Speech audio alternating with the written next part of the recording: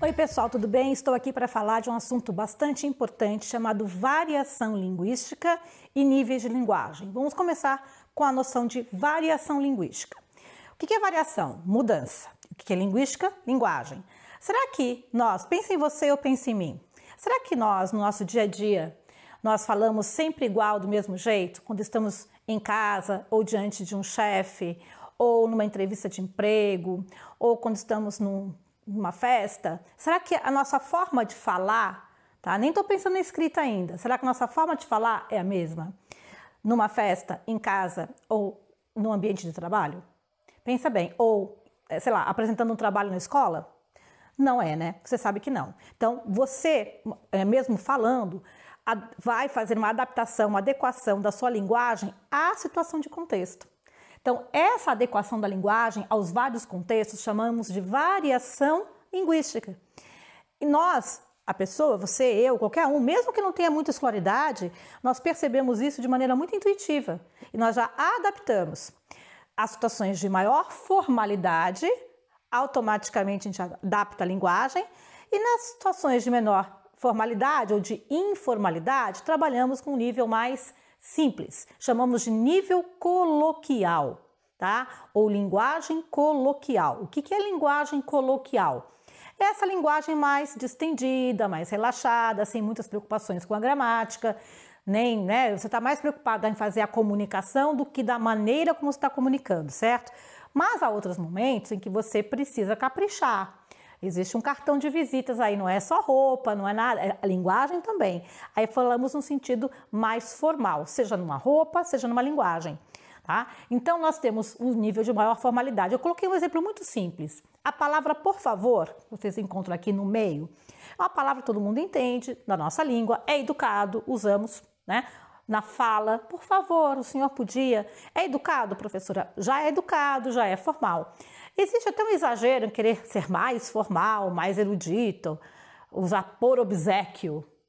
Eu nunca tinha ouvido falar essa, prof. Pois é, essa palavra é mais formal ainda, até meio antiga, mas você encontra nos documentos mais formais ou em uma situação de formalidade muito grande, você pode encontrar pessoas falando por obséquio.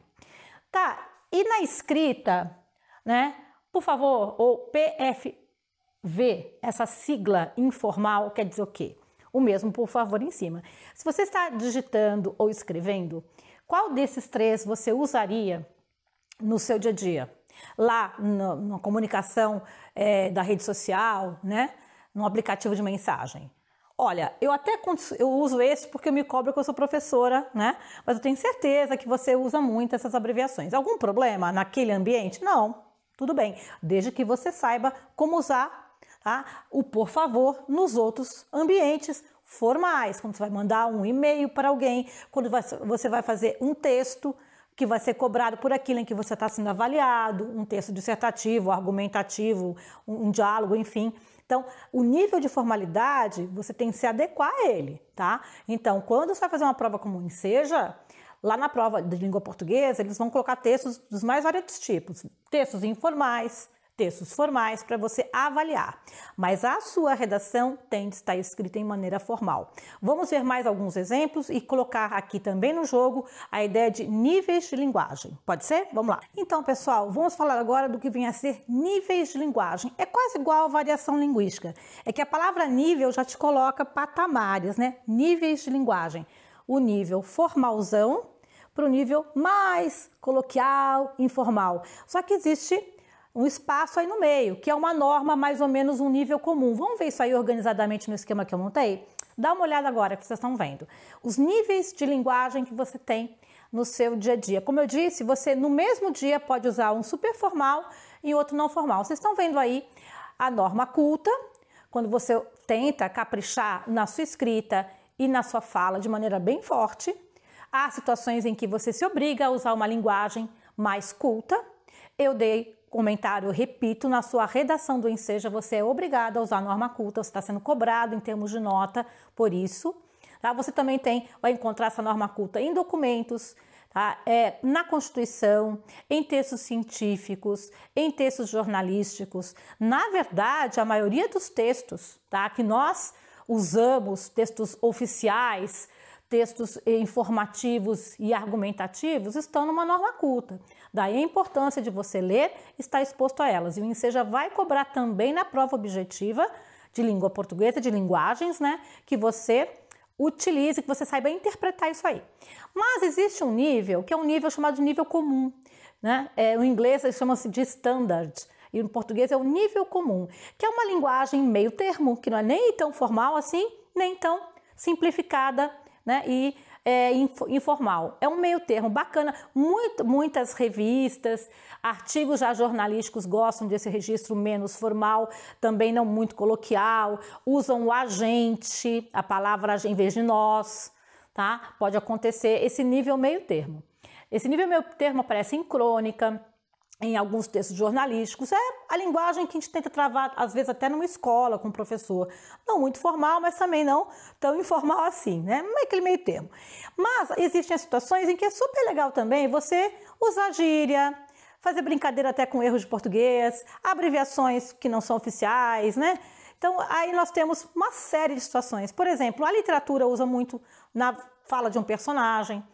Como eu disse já, nas redes sociais, nas suas conversas, nos aplicativos, em situações de família, bilhete para fazer uma compra. Outro dia eu deixei um bilhete, compra tal, e abreviei a palavra, né? Uma abreviação que eu criei na hora, entendeu?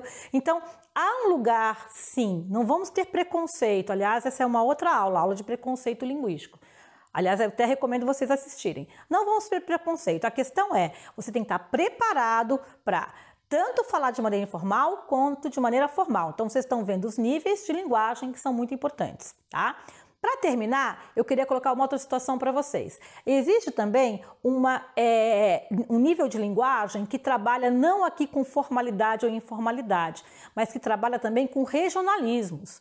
Então, muitas vezes, não é que é coloquial ou não coloquial aquela palavra, é que ela é usada em uma certa região e não em outra.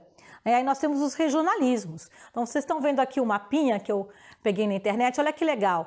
Eu sou paulista e sempre falei pão francês, mas eu moro em Florianópolis e é o pão de trigo. Mas ao longo do país, dá uma olhada no mapa, que divertido, né? Olha como é o Rio Grande do Sul, olha pão d'água, olha outras regiões. Então, na verdade, cria até um ruído de comunicação, ruído, isso é muito importante essa palavra, ruído na comunicação, exatamente porque pode ser que eu fale de um jeito num lugar e a pessoa não entenda, não porque eu estou sendo formal ou informal, mas sim porque eu estou usando um registro que não é, tá, daquela região, uma palavra que não se usa daquele jeito naquela região. Então também esse é um outro tipo de variação linguística, a variação regional. Então, pessoal, dá uma olhadinha depois lá na teoria para ver outros níveis de linguagem, mas eu selecionei para vocês então esses dois níveis importantes, o nível de linguagem formal e informal e o nível de linguagem por opção de regionalismo. Um abraço para vocês, até a próxima aula.